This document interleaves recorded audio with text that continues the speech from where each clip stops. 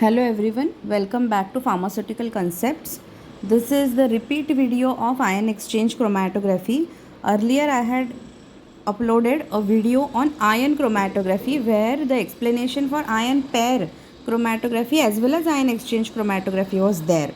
But since as per the PCI syllabus there are few points like suppressor column, role of pH, buffers or pH of the mobile phase, these points were not there in the earlier video, so those points I have added here.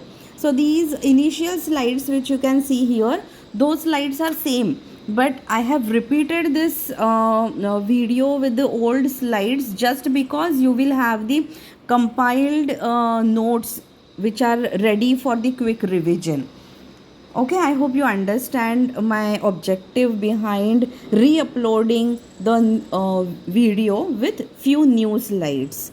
So this cation exchange resin and anion exchange resin mechanism of separation also I have explained in detail with screenwriting also in the earlier videos, that is still present on my channel under the playlist of chromatography.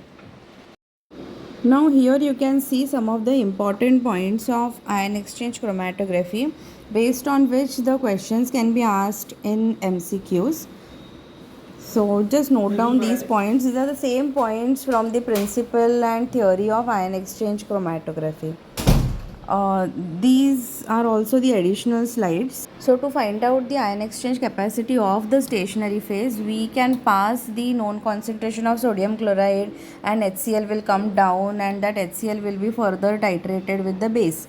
And the formula which was given on the screen, from that we can calculate the ion exchange capacity. Now regeneration of stationary phase is required here, no, because that stationary phase gets deactivated during the process of ion exchange. Now here are the important points which affect the separation by ion exchange chromatography. And since our samples are ionic ions, right, so their ionic behavior changes a lot as far as according to the surrounding pH, and therefore the pH, mobile phase pH, buffers, these all matter a lot during ion exchange chromatography, and that is what is explained here in the new slides which I have added in this particular video. So you can just take screenshot.